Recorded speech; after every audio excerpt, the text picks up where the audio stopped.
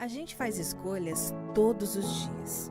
Que roupa vestir, por qual caminho ir. E com o nosso dinheiro, não é diferente.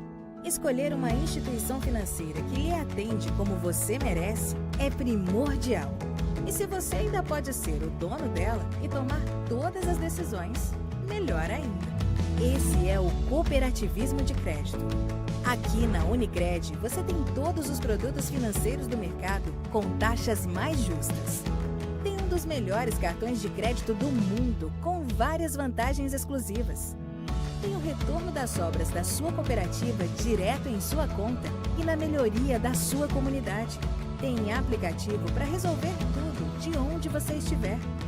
E tem ainda várias soluções para você realizar os seus sonhos ou alavancar o seu negócio. Este é o nosso jeito de fazer você prosperar. Escolha Unicred. CBN Campinas, 99,1. A rádio que toca notícia na nossa região. A CBN Campinas mantém você atualizado sobre as notícias do Brasil, do mundo e, claro, da nossa região. Entrevistas, debates, as condições do trânsito, o noticiário esportivo e tudo mais que você precisa saber para ficar bem informado. CBN Campinas, 99,1. A rádio que toca notícia na nossa região.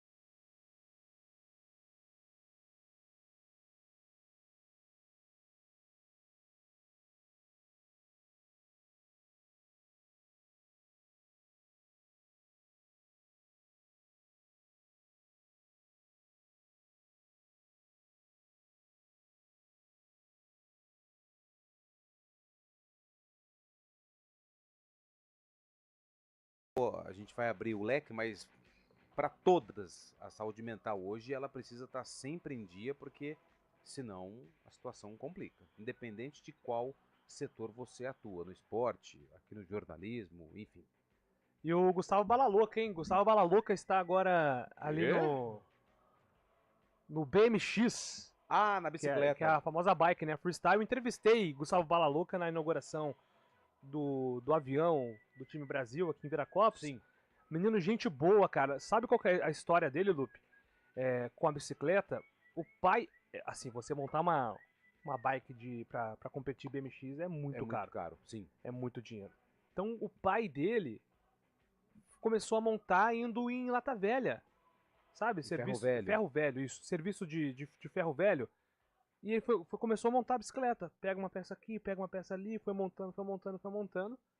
Ele virou o melhor do Brasil, inclusive um dos melhores aqui no nosso continente, né? Em solo sul-americano, o Gustavo Balalouca, Gustavo Batista, é um dos nossos grandes representantes. Boa sorte para ele. Tá começando agora o BMX também. A bike nos Jogos Olímpicos. 17-12, hein? No vôlei de praia, Brasil vai vencendo a Lituânia. Deve passar o carro aí o Brasil. Bom dia, amigos. O vôlei de praia teve seu primeiro campeonato mundial disputado nas areias de Ipanema em 87. A dupla Smith e Stoklos dos Estados Unidos conquistou o título, enquanto dois astros da geração de prata de vôlei de quadra, Renan e o Montanaro, foram os brasileiros mais bem colocados, terminando em terceiro lugar. Bem legal, hein? Bem legal essa estatística lembrada aqui pelo Ricardo. E é muito comum, às vezes, a galera da quadra migrar pra areia. Eu lembro do Rodrigão, quando o Rodrigão fez essa passagem, né, das quadras pra areia. A Isabel também tem as filhas Maria Clara e Carolina Solberg, também dupla de vôlei de praia. Me lembra aqui o Adilson, pediu desculpas aqui porque ele confundiu a Isabel com a Jaqueline. O Gramari também me ajudou nessa, tá aqui dizendo que a Isabel, né, que é a mãe do Pedro Solberg. Valeu, Gramari, obrigado pela participação. Cadê as contratações da Ponte? Pergunta aqui o Marcelo. Tem os meninos da Portuguesa, né? O Helder, né? E o... Não, é Guilherme Portuga e Hudson. Hudson e... Já estão certo. Já só falta oficializar, né? Empréstimo, viu? Não é por definitivo, não. Mas daqui a pouco a gente fala mais sobre isso. A manteiga do pão do Guarani cai sempre pra baixo. O Bruno Oliveira já fez gol na Coreia do Sul. Tá vendo? A Felipe tá mandando aqui essa mensagem pra você, que ele seguiu o futebol do Bruno Oliveira. Não.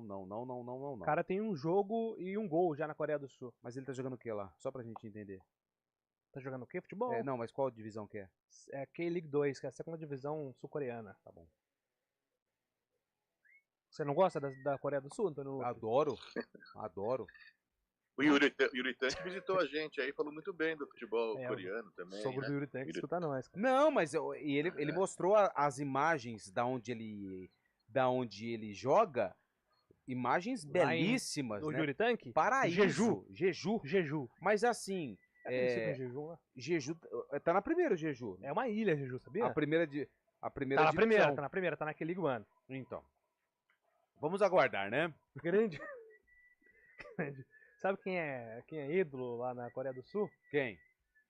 Depois eu te Ah, verdade.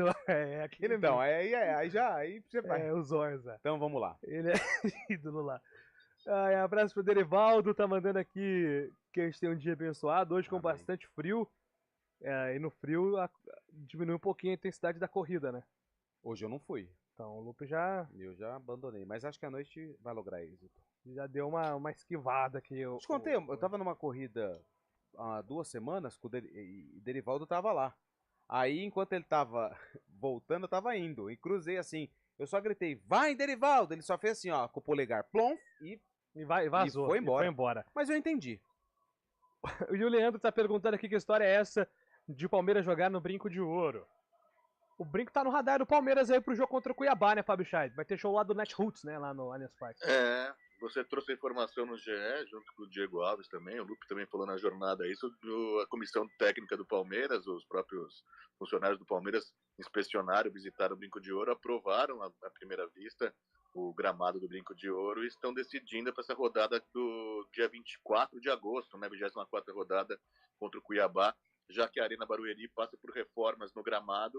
O Palmeiras, então, deverá escolher outro estádio, já que não vai ter o Allianz Parque, e deve decidir brevemente qual será o local desse duelo. Palmeiras podendo chegar a Campinas mais uma vez e agradar o torcedor palmeirense da região, né? Até o Palmeiras gostou muito do gramado do Brinco, gostou bastante. E um dos argumentos do Palmeiras é que seria uma forma de contemplar os torcedores no interior de São Paulo e encontrar um público diferente, né?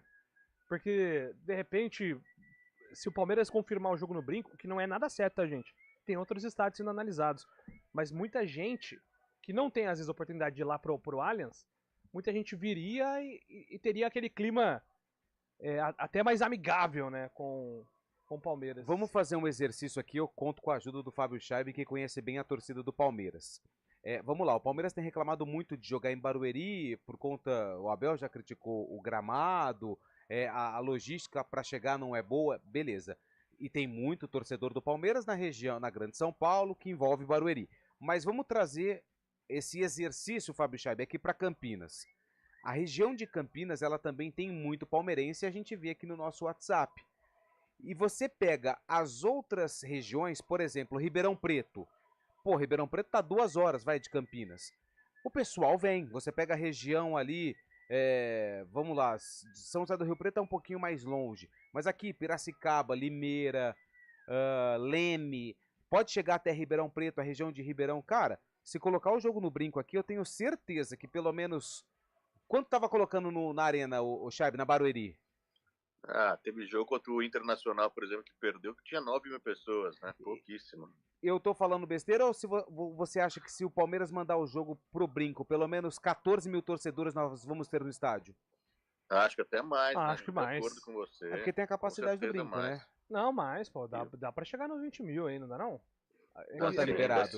Precisa ver se vai liberar mais de 18, né? Realmente então... não... Mas no passado recente, os times grandes que jogavam no interior bastante lotava sempre. Não, também, mas a né? questão não é essa, a questão é a capacidade mesmo. Agora eu entendi o que o Lupe quis dizer. Porque às vezes o Corpo de Bombeiros não libera mais do que 18 mil. Exatamente. A gente viu no derby. Né? O derby mais recente aí com o público foi 2018, né? Isso, foi quase 18.078. Exatamente. É isso. Depois do intervalo, aliás, a gente fala de Guarani e Ponte aqui no CBN Sports, 11 horas e 32 minutos. 2024, com o grito de gol que você gosta.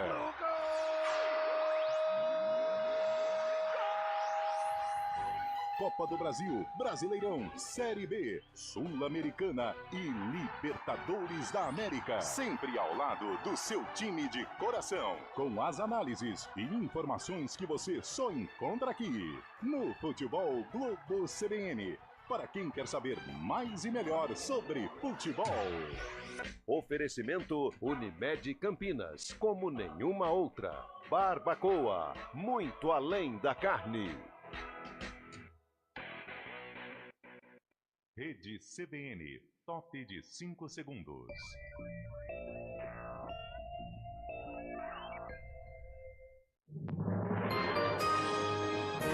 Repórter CBN.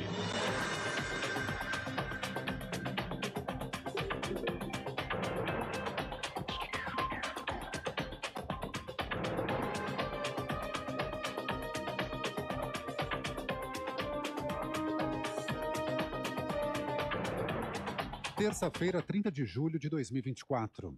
A confiança do setor de serviços registrou ligeira alta de 0,2 ponto em julho, na comparação com o mês anterior, e chegou a 94,2 pontos.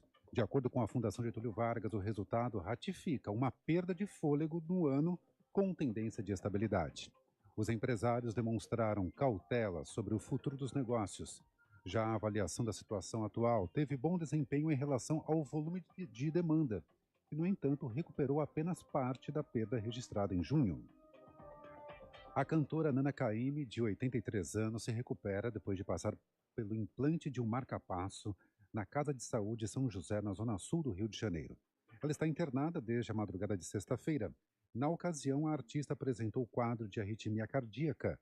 Nana Caymmi não tem previsão de alta. Ela é filha do compositor, cantor e violonista Dorival Caymmi. O brasileiro Igor Coelho perdeu por 2-0 de um atleta sul-coreano a disputa do badminton nos Jogos Olímpicos de Paris. No tênis, Thiago Wilde e Thiago Monteiro foram derrotados por 2-0 por uma dupla dos Estados Unidos. No tênis feminino, a vice-líder do ranking mundial, a americana Coco Gauff, chorou após discutir com o juiz e foi eliminada da Olimpíada.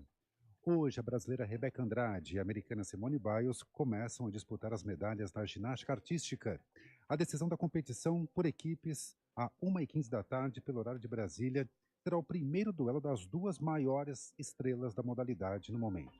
Biles é favorita em todas as disputas. No horário de Brasília, 11h35.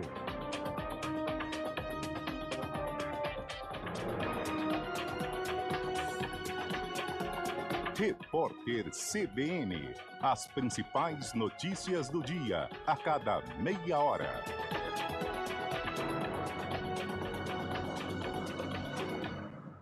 Informações no Rio de Janeiro com Natália Furtado. Oi, Natália. Oi, Fernando. A defesa do governador do Rio, Cláudio Castro, informou que está entrando com um pedido para anular o relatório da Polícia Federal que o indiciou por corrupção passiva e peculato. A PF apura supostos desvios de recursos de programas assistenciais do governo no período em que ele era vereador e vice-governador. Segundo a defesa de Castro, causa estranheza o fato de, em todos esses anos, o governador sequer ter sido convocado a prestar qualquer esclarecimento sobre os fatos.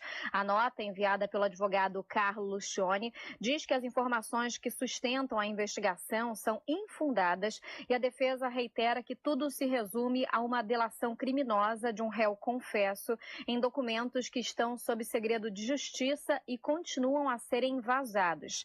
As ações da PF são desdobramento da Operação Catarata, que desde 2019 apurava fraudes na Fundação Leão XIII, responsável por políticas de assistência social no Rio. No decorrer do processo, depoimentos do delator Marcos Vinícius de Azevedo, ex-assessor de Cláudio Castro na Câmara, relataram supostos repasses de propina ao político quando ele ocupou os cargos de vereador e de vice-governador. A defesa de Castro afirma que o governador confia na justiça e está seguro de que tudo será esclarecido até o fim do processo legal. Fernando. Obrigado, Natália Furtado, com informações no Rio. Agora falamos de Olimpíada. Leonardo Dai. A dupla brasileira Carol Solberg e Bárbara Freitas está disputando o seu segundo jogo no torneio feminino de vôlei de praia neste momento. Elas estão enfrentando uma dupla da Lituânia, Mônica Paukienni e Aine Raupelic. Primeiro set, vitória brasileira por 21-13. No segundo set, por enquanto, 8-6 para Carol Solberg e Bárbara Freitas. Lembrando sempre que no vôlei de praia basta vencer 2 sets para terminar o jogo. Atualizações também sobre a canoagem slalom, competição na qual o Brasil tem perspectiva de medalhas aí tanto no masculino como no feminino. Hoje é apenas o dia da classificatória. A Ana Sátila terminou a primeira das duas descidas na 13ª posição. 18 canoístas se classificam para a semifinal. Daqui a pouquinho, ao 12h10, ela faz uma segunda descida para tentar melhorar o seu tempo. Enquanto isso, na canoagem slalom masculina, o Pepe Gonçalves está neste momento na 5ª posição, já terminou a bateria, terminou em 5º lugar na primeira bateria, a 1h10 da tarde, faz também uma segunda descida para tentar uma das 20 vagas na semifinal da canoagem slalom. Nos dois casos, Ana e Pepe já estão bem encaminhados para conseguir a classificação. Fernando. Obrigado, Leonardo Dai, com informações em São Paulo, 11h38.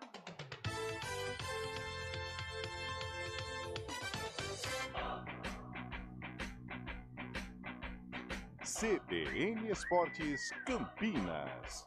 Apresentação: Júlio Nascimento.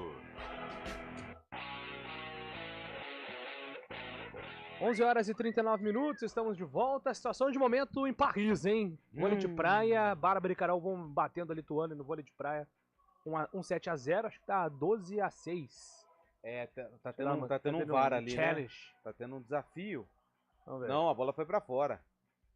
É, 11-6. E um set pro Brasil contra a Lituânia. Perfeito. E notícia boa, viu, Gil? Opa! Se tem notícia boa, ela vai pro ar. Que o Bala Louca, o Gustavo Bala Louca, se classificou para a final do ciclismo BMX ali nas Olimpíadas, então podemos ter medalha também com o Bala Louca, hein, Julio? Você sabe qual que é a banda favorita do Bala Louca? Não. É o Boca Louca. Né? Ah, foi muito... Eles estão interligados ali. Entendi. Grande Gustavo Batista. E outro resultado surpreendente, o Egito vai batendo a Espanha. A Espanha vice-campeã olímpica, né, na temporada nas Olimpíadas de Tóquio. Futebol. 2-0 Egito contra a Espanha. A Espanha atual campeão da Eurocopa, também vice-campeão das Olimpíadas de Tóquio. É que na Olimpíada, geralmente, uma geração não tem nada a ver com a outra, né? Tanto que a geração vice-campeã olímpica é a campeã da Euro esse ano, né, Fábio? Posso falar um negócio aqui pra ser polêmico? Vai. Se eu fosse o presidente lá do COI, né? Eu tirava o futebol masculino de campo e colocava o futsal.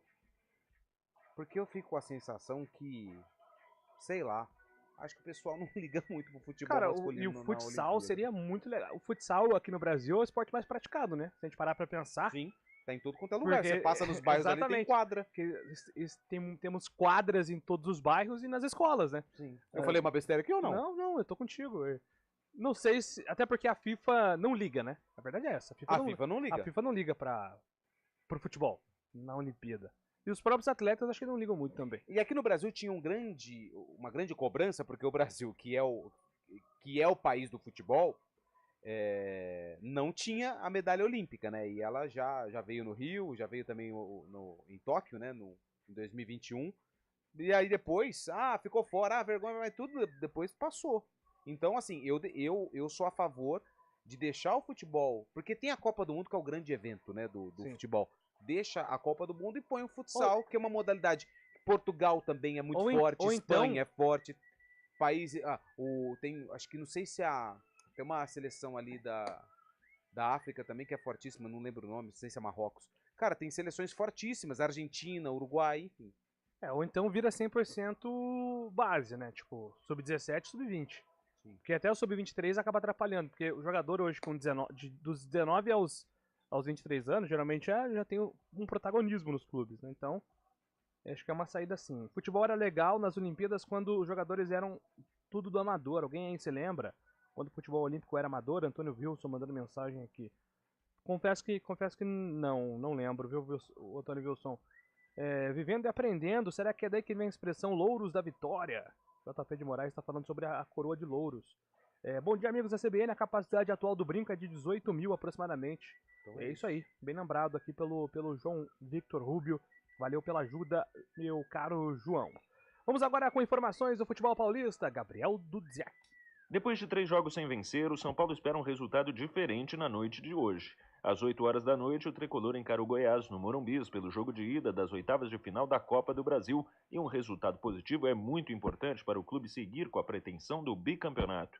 Para buscar o objetivo, o técnico Luiz Ubeldi ao menos terá força máxima para o duelo, já que os atletas poupados contra o Fortaleza voltam e Lucas Moura, que cumpriu suspensão, retorna ao time titular. Recém-contratado, o volante Marcos Antônio também será a opção. A expectativa é de casa São Paulina cheia para o confronto.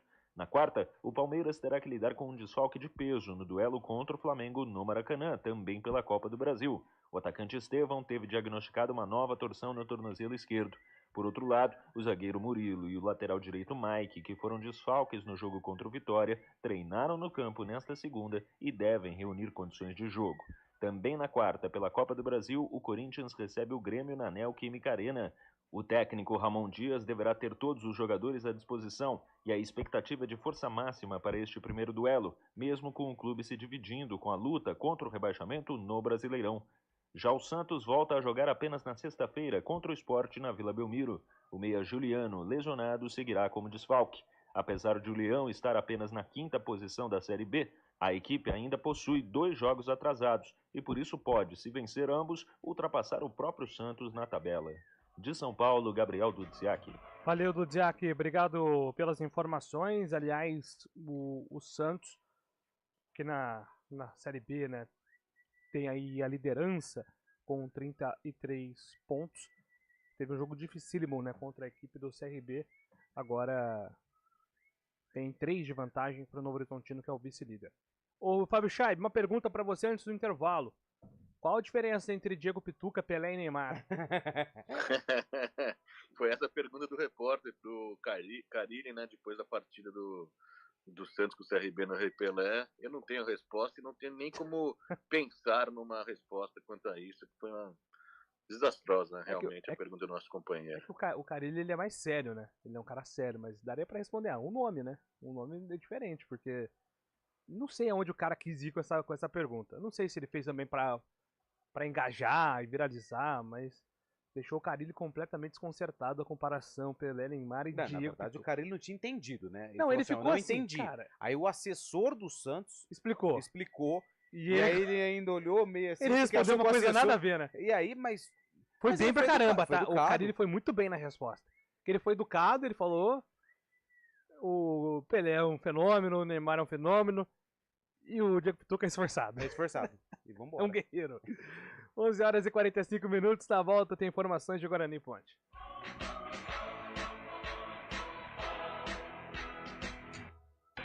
Sétima campanha regional de combate ao Aedes aegypti. Os dados recentes são assustadores. O mosquito transmissor da dengue, zika vírus e chikungunya está por toda parte. Todas essas doenças podem matar. Não deixe água parada nem lixo acumulado. Caso identifique algum foco no entorno do seu bairro, notifique a prefeitura da sua cidade. Para mais informações, acesse eptv.com.br. Sétima campanha regional de combate ao Aedes aegypti. A luta é de todos nós. Iniciativa EPTV. Apoio CBN Campinas.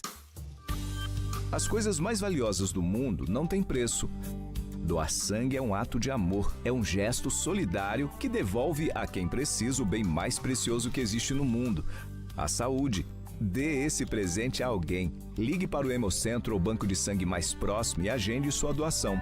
Eles estão de braços abertos para proporcionar uma experiência segura e confortável. Doe sangue, doe vida. Iniciativa CBN Campinas. A tragédia do Rio Grande do Sul está deixando rastros devastadores em centenas de municípios, resultando em vítimas, feridos e milhares de desabrigados. Muita gente está ajudando e a nossa região está engajada nesta rede de solidariedade. Acesse o site juntoscomriograndedosul.com.br, verifique as ações de sua cidade e saiba como ajudar. Seja solidário e demonstre seu apoio às vítimas dessa tragédia sem precedentes. Iniciativa EPTV. Apoio CBN Campinas. CBN Campinas, 99,1. A rádio que toca notícia na nossa região. A CBN Campinas mantém você atualizado sobre as notícias do Brasil, do mundo e, claro, da nossa região. Entrevistas, debates, as condições do trânsito, o noticiário esportivo e tudo mais que você precisa saber para ficar bem informado. CBN Campinas, 99,1. A rádio que toca a notícia na nossa região. CBN Esportes Campinas.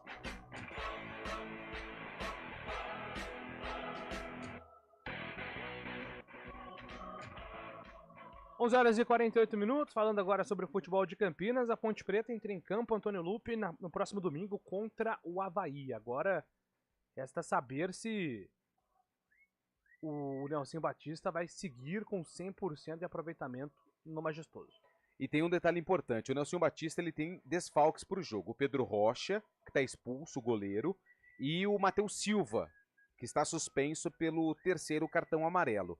Só que a Ponte pode ganhar jogadores, como por exemplo o Emerson, que deve ficar à disposição após cumprir suspensão automática. E tem 3 atletas que estão aí sobre o radar do departamento médico. O Risso, o Emerson Santos e também o Ramon Carvalho. Na entrevista depois do jogo contra o Sport, o Nelsinho Batista falou a respeito dessa possibilidade, já pensando no duelo contra o Avaí no domingo no Majestoso. Eu vejo assim, eu vejo que a gente perde jogadores importantes, mas a gente vai receber também jogadores importantes, né? Talvez em outras posições, né? Eu acredito que a gente vai montar uma equipe em condições de dentro do Moisés Lucarelli buscar um resultado positivo. Pensando no lado positivo, vamos olhar o copo meio cheio pelo lado positivo. Ele pode ganhar Emerson, os 3 que estão aí no radar do departamento médico, o Risso, o Emerson Santos e o Ramon Carvalho. Além disso, ainda não foram oficializados, mas os 2 jogadores que estão no radar da Ponte, que já devem ter chegado no Majestoso, o Hudson e o Guilherme Portuga, se eles forem regularizados, a Ponte pode ganhar aí, vamos ver, 6 jogadores para esse duelo contra o Avaí. Só que perde 2 atletas, o Matheus Silva e o Pedro Rocha, 2 jogadores de defesa. Então, se a gente for olhar para o lado mais otimista, uma expectativa gigante em relação a esses atletas. Os que voltam do departamento médico, voltam de suspensão, que é o caso do Emerson, e esses 2 jogadores, o Hudson e também o Portuga, que devem ser anunciados em breve como jogadores da Ponte Preta, chegam por empréstimo da Portuguesa. Esse é o lado positivo. Agora, do lado negativo, o copo meio vazio, se esses atletas não forem liberados pelo departamento médico e a Ponte não conseguir regularizar os 2 atletas. É isso, são reforços importantes, né, Fábio Chaib? A Ponte aí não vem conseguindo repetir a escalação por conta dos desfalques. Agora o Pedro Rocha, por exemplo, tá fora, o desfalco do Matheus Silva. Nelsinho Batista, ele vem conseguindo se virar, mesmo mexendo bastante na equipe, né? É justamente isso que eu ia dizer também. Essa sina, né, do Nelsinho, desde que voltou a Ponte Preta, não conseguiu repetir a escalação ainda, muitas mudanças, mas por outro lado também prova que o elenco tem forças também, o Nelsinho podendo contar com muitos jogadores agora nessa volta ao Moisés Lucarelli. Moisés Lucarelli, que a gente sabe que é o ponto principal da Ponte Preta nesta Série B, a Ponte que não venceu fora de casa ainda, mas o Moisés Lucarelli consegue as vitórias, principalmente com o Nelsinho, né, foram assim desde que ele estreou contra o CRB. A Ponte Preta que tem esse jogo contra o Avaí joga ainda hoje na rodada, né, pela 18ª rodada, encara o Botafogo, mas nesse momento o Avaí é o 11º, a Ponte é a 12ª. Se a Ponte quiser algo no campeonato, realmente tem que ganhar em casa e fazer o dever fora também, podendo começar já nesse começo de final de primeiro turno, começo de retorno, a tentar uma coisa diferente, que seria uma possível entrada no G4 também, mas para isso tem que fazer o papel de casa e vencer fora também. Agora a grande dúvida é onde está Luiz Hakim, né? São 4 jogos já sem ser utilizado pelo Nelsinho Batista. Aparentemente o Hakim perdeu espaço com o Nelsinho, né? Porque ele não jogou, o Nelsinho chega contra o CRB, foi o primeiro jogo da Ponte sem o Hakim, porque ele vai para a Copa América. Aí ele já tinha ficado, ele já foi antes para preparar para a Copa América. Então, quando o Nelsinho chega para a semana do CRB, o Hakim não estava. Porque ele viaja um período antes para a Copa América. Sim. De treinamento. Isso. Então ele já, desde que o Nelsinho chegou, ele não jogou. Não. E nos últimos jogos ele não ficou no banco. Mas Nilson Júnior, Thiago Oliveira, jogadores que não estavam nos planos, estão ficando no banco de reservas. Então só levanta esse ponto de dúvida aí, né? Porque, pelo que consta e pelo que a assessoria da Ponte nos passou, clinicamente, fisicamente, está tudo bem com o Hakim. Mas aí a gente pode até pegar um outro exemplo, o Everton Brito, né? Que também era um atleta que não aparecia, apareceu, jogou, foi bem, e se não me engano foi titular contra o Sport também, né? Contra o Sport ele foi titular, contra o Vila Nova ele entrou no lugar do Ramon machucado. Então é um jogador que estava até inclusive na lista de dispensa, volta e ganha a oportunidade, mas o Hakim, ele sumiu. Verdade, né? O que aconteceu com o Luiz Hakim? Vamos aguardar. E agora falamos do Guarani, porque amanhã, Lupe, teremos a apresentação, professor Alan Al. Amanhã, antes do treino da manhã, o professor Alan Al vai ser apresentado à imprensa, mas ele já comandou o primeiro trabalho do Guarani. Teve aquela conversa para explicar, para conversar, para falar um pouco do trabalho, depois da vitória que o Guarani teve em cima do Brusque por 1-0, vitória que colocou o fim aí a uma sequência de 13 jogos. Mas eu quero pegar um gancho da coletiva do Marcelo Cordeiro, quando ele fala desse momento. É claro que o torcedor ficou contente, mas ainda tem muita coisa para acontecer. No último lugar, não dá para ter euforia. Como é que você vai ter euforia sendo o último colocado da Série B? Né? Eles têm que levar o que eles fizeram em campo hoje para a semana de trabalho, pensando no Ceará fora de casa.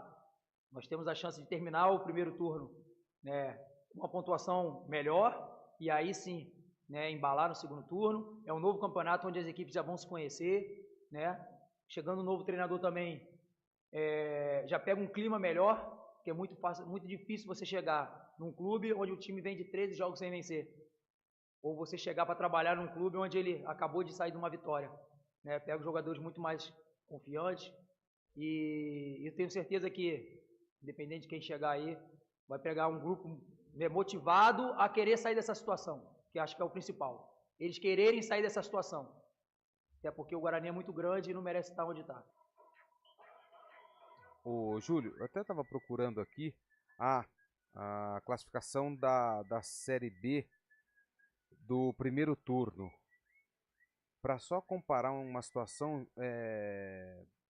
do Alan Al no Vila Nova. Mas enquanto isso, eu falo sobre esse momento porque o Guarani não tem nenhum desfalque, né? Não tem nenhum jogador que ficou suspenso por conta de amarelo ou expulsão. O Marcelo Cordeiro não vai ficar no banco, né? Que é auxiliar da comissão permanente, porque ele foi expulso no finalzinho do jogo. E só pra gente fazer um recorte, o Renier, atacante que veio do Santos, provavelmente vai ser liberado. Já se despediu vai pra Holanda, né? Provavelmente. Futebol da Holanda. Provavelmente, né? O Guarani não tá guardando as 7 chaves o destino dele. Se o Guarani enfrenta o Ceará na próxima rodada. Se o Guarani vencer, ele chega a 14 pontos. Confere? Sim. Só que ele vai a 3 vitórias. Porque ele tem 2 até o momento. O Alan Al, quando chegou no Vila, ele vira o turno. Ele tinha assumido o time contra o CSA na última rodada da primeira fase e perdeu. E aí ele vira o turno, 19 jogos com 14 pontos. 1 vitória, 11 empates e 7 derrotas. O que muda do cenário do Vila pro Guarani naquela ocasião? O time que tem 1 vitória em 19 jogos é muito pouco, só que empatou muito. Foram 11. O Guarani, se virar com 14, ele pelo menos vai ter aí 3 vitórias. E vitória é o primeiro critério de desempate. Você tem aí a diferença do Vila Nova pro primeiro time? Olha só, o Ituano. O Ituano que chegou a brigar por acesso esse ano era o primeiro time fora da zona do rebaixamento com 20. E o Vila tinha 14. 6 pontos. 6 pontos. Hoje a diferença, se não me engano, é de 8, né? Estava em 11 a diferença. Hein? Mas ainda tem mais uma rodada, né? Mais uma rodada. Esse é o cenário da virada do turno. Uma vitória contra o Ceará, na minha avaliação, que é difícil. Difícil. Acho que o Ceará é bem favorito. Na Arena Castelão ainda. É bem favorito no Castelão. Mas uma vitória lá poderia deixar o Guarani numa situação idêntica em termos de pontuação e diferença por 16º ao que o Alan Al assumiu lá em 2022 com o time do Vila Nova. E ele terminou confortável esse campeonato, né? Porque eu acho que o Vila, ele salva... Na última rodada contra o Sport, inclusive uma partida que foi até colocada naquela questão de manipulação de resultado, quando foi inaugurada, né, a investigação, foi um 0-0 e o Vila já nem tinha mais risco de queda contra o Sport lá no Oba na última rodada. O Vila, se não me engano, garantiu a permanência aí com 2 rodadas de antecedência. Maravilha. Então, fez 33 pontos no retorno. É uma missão e tanto, né, Fábio Scheibe? Mas acho que essa vitória, até o Marcelo Cordeiro falou na entrevista, o ponto positivo da vitória do Guarani é que é uma vitória mais psicológica do que matemática, né? Para restaurar um pouquinho da confiança que estava em falta no elenco. Ainda mais com o começo do trabalho do Alan Al agora, não vai ter esse tabu a ser quebrado, né, de vitórias, de tempo sem vitórias. Conseguiu dar confiança para o elenco também, dar confiança para o próprio Alan Al começar. Tem uma semana de preparação para esse duelo contra o Ceará, que vai ser complicado, mas o Guarani agora tem que pensar positivamente e tentar conseguir esses resultados positivos também fora de casa, que é difícil, mas ia ser essencial para sair dessa zona tão incômoda. O Guarani, que agora tem essa semana de descanso aí, né? Na próxima terça-feira enfrenta o Ceará, podendo contar com todos os jogadores é muito importante. O Alan conhece bem a Série B, né? A gente tem o exemplo do Vila, mas se a gente for pegar o recorte do ABC no passado, ele não logrou êxito, né? Mas é claro, eram situações diferentes, né? Não, cada situação acho que o momento... O Guarani tem se apegado aos pontos positivos aí, né? Do Alan Al, que foi essa recuperação do Vila, mas os trabalhos recentes, apesar do vice-campeonato estadual, não foram tão empolgantes assim. Vamos aguardar para ver o resultado. O Guarani, então, é o 20º com 11 pontos, a Chapecoense tem 19, mas vale lembrar que hoje tem o Botafogo, né? Então, se o Botafogo vencer, ele vai a 21 pontos. E aí a diferença do Guarani para o primeiro time fora da zona, que no caso vai ser o Amazonas ou o Botafogo, deixa eu ver quem tem. Vai ser o Botafogo ainda. Vai ser de 10 pontos. Isso. Mas aí tem, como você disse, tem mais uma rodada, então existe uma luz no fim do túnel do Bugrão. Bom, gente, 4 horas tem arena, hein? 4 horas tem arena e amanhã estaremos de volta às 11 horas com o CBN Esportes. Todo mundo aí de olho também, torcendo para o Brasil nas Olimpíadas de Paris. Grande abraço, Tony Luque. Grande abraço, Júlio Nascimento. Valeu, Fábio Scheib. Grande abraço, até a próxima. Valeu. Valeu, galera, todo mundo que participou aqui do nosso CBN Esportes. A gente volta amanhã. Um abraço a todos. CBN Esportes Campinas.